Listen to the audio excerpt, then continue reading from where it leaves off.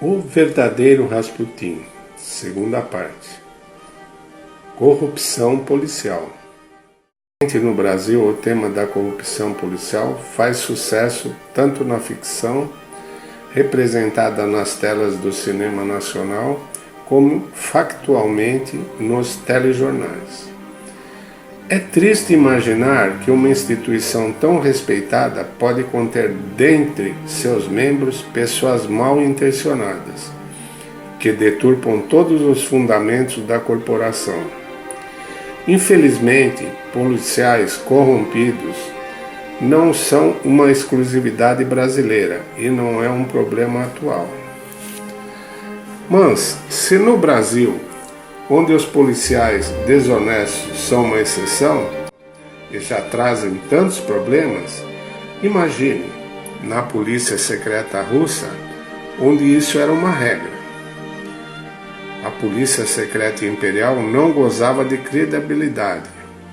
Dentre os seus agentes encontravam-se terroristas, bolcheviques, insurgentes e corruptos. Também foram responsáveis pelo assassinato do primeiro-ministro, do prefeito de Moscou e altos funcionários. Estavam por trás de greves, atentados terroristas e tumultos. E não podemos esquecer os conluios com inimigos estrangeiros, onde receberam propina dos japoneses para causar distúrbios. O Departamento de Segurança do Império Russo era a banda mais podre dos funcionários públicos e sempre trabalharam para os inimigos do Estado. Não mereciam nenhum mérito, nunca prestaram qualquer serviço digno de nota e nem desfrutavam de boa reputação. Por isso, Nicolau II não confiava em seus relatórios policiais e conhecia muito bem a capacidade de seus agentes para ameaçar as vítimas, fabricar falsas acusações e ações judiciais.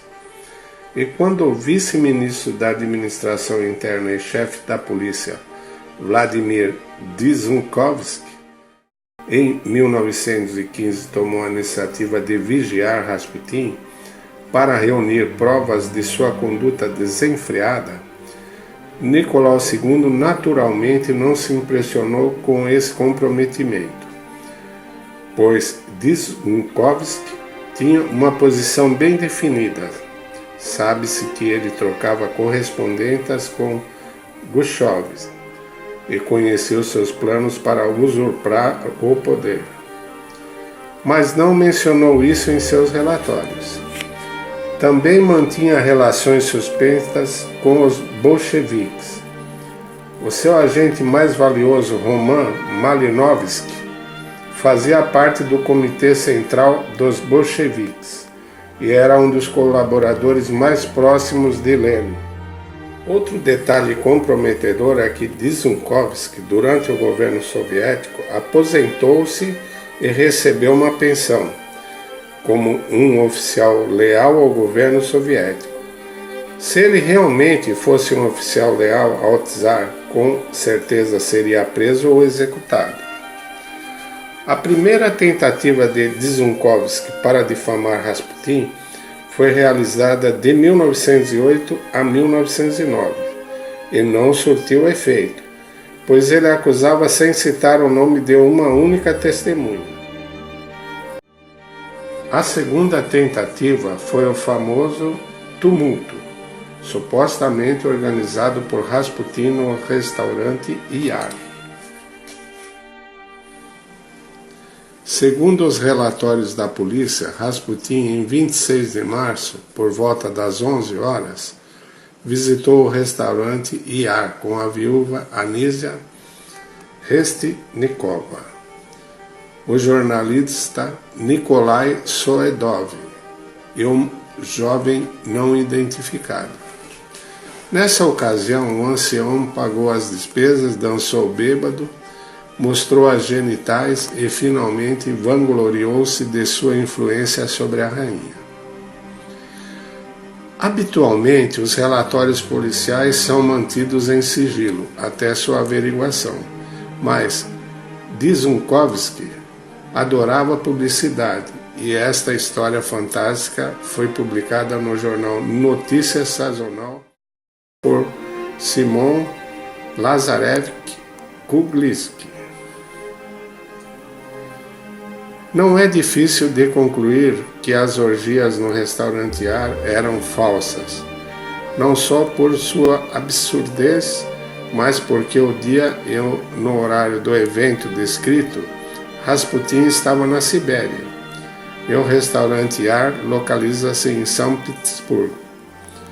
Só isso bastaria para suplantar o relatório de Dzunkovski. No entanto, esse documento continha elementos ainda mais absurdos.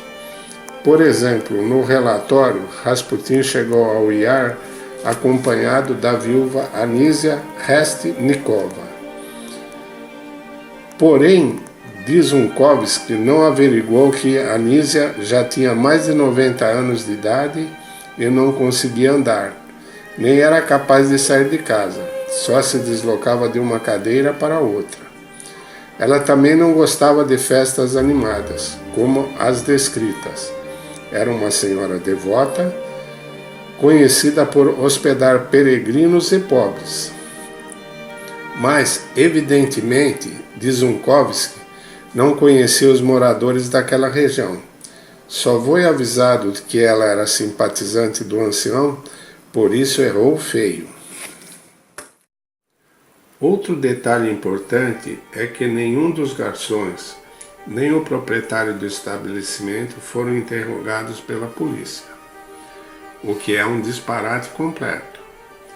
Como um profissional como Dzunkovski poderia sujar o bom nome da piedosa Anisia, baseada apenas em fofocas?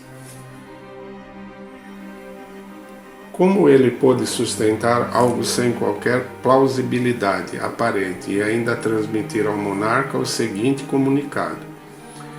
Todos esses fatos coletados sobre Rasputin pareceu-me bastante possível para torná-los a base de um relatório. Com a proteção de importantes conspiradores como o grão-duque Nikolai, Dzunkovski sentiu-se confiante. E após o fracasso da infame história do restaurante, ele não parou de fabricar insinuações. No início de agosto de 1915, recebeu um relatório de que Rasputin, durante uma viagem de barco a vapor de Tyumen a Pokrovsk, causou tumulto. Segundo a polícia, ele ficou bêbado e forçou um grupo de soldados a cantar uma canção. Então lhes deu dinheiro. Também foi alegado que durante a viagem, Rasputin confessou a alguns passageiros que ele aconselhou o imperador a fazer a paz com os alemães. Posteriormente, ele bateu em um garçom e molestou a esposa de um oficial. Como no caso anterior, esses relatos não têm sustentação. A única testemunha era a esposa do policial Seminov. Só que tanto o oficial como a sua esposa, Seminova, não existiam.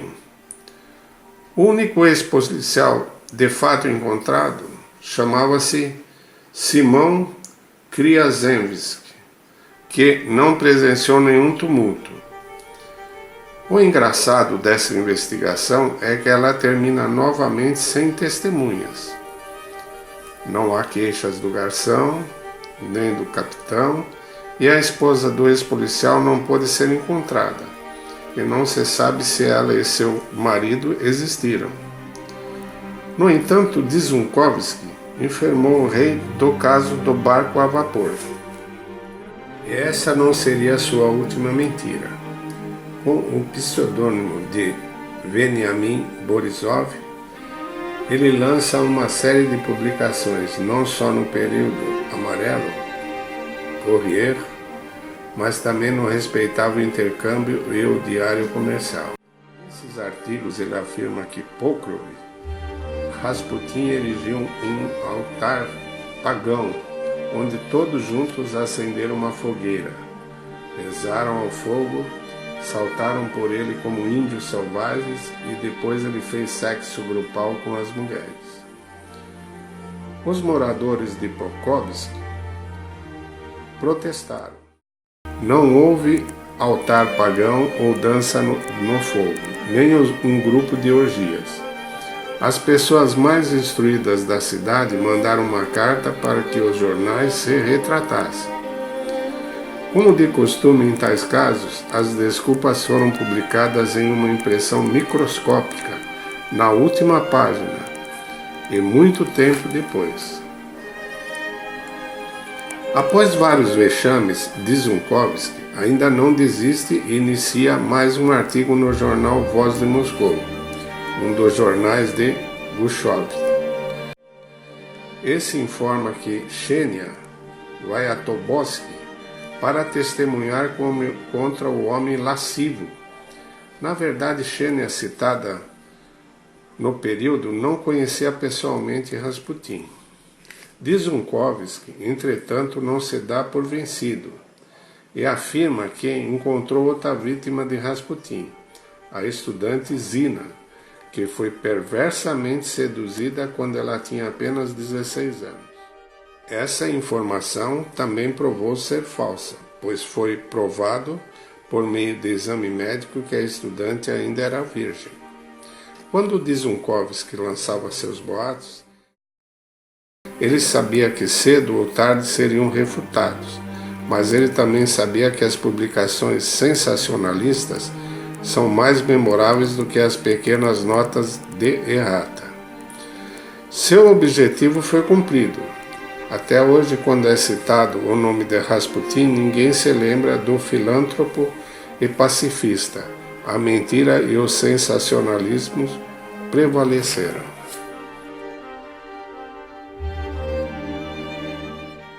Quer saber mais sobre a Rússia Imperial? Inscreva-se em nosso canal e ative as notificações. Não se esqueça do like. Até o próximo vídeo.